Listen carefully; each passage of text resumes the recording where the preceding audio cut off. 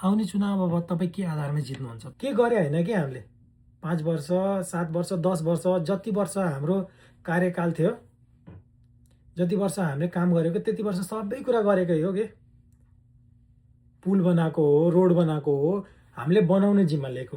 राम्रो बनाउने नराम्रो बनाउने हाम्रो जिम्मा थिएन, बनाउने जिम्मा मात्र हाम्रो। तपाईँको देशभरिमा धेरै कार्यकर्ताहरू छन् र त्यो कार्यकर्ताहरूमध्ये हामीले एकजनाको भिडियो पायौँ। उहाँले आफ्नो एकदमै बोली, एकदमै माया, तपाईँले धेरै धेरै माया देखाएको छन्, धेरै धेरै सम्झेका छन्। तपाईँले छन् त, हाम्रो पनि फ्यान छन्, हाम्रो पनि कार्यकर्ताहरू छन्। त्यो भिडियो म तपाईँलाई पनि देखाउन चाहन्छु। यो हेर्नुहोस्, केपी ओलीको चाकको धुलो, गुँको किडा, बोको खाते, त्यसै खाँदिने क्या हो।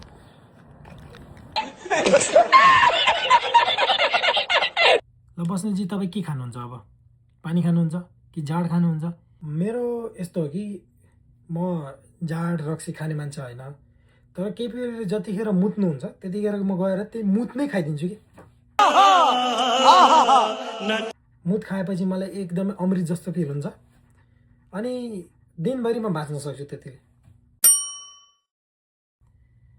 तपाईँले भन्नुहुन्छ कि तपाईँको 7 लाख 10 लाख 50 लाख कति कार्यकर्ताहरू छन् होइन, तर अस्ति भर्खरै तपाईँ सिमरा 12मा जाँदाखेरि तपाईँले त्यहाँबाट लखेटिएको हो। तपाईँले याद छ कि नै? मैले लखेटेको होइन कि तिनीहरूले, म त्यहाँबाट आफै भागेँ हो कि त्यो ठाउँ छोडेर। मलाई थाहा थियो मारिदिन्छन्, मलाई एक्लै निस्केपछि मारिदिन्छन्। म कहिले एक्लै निस्किन्न कि, त्यसै कारण दिमाग छ नि त। अबे साले।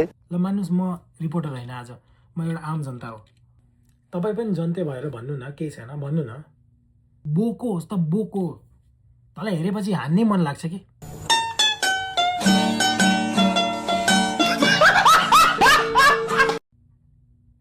फेरि के बोला यिनीहरूले? खत्म, बाय बाय, टाटा, गुड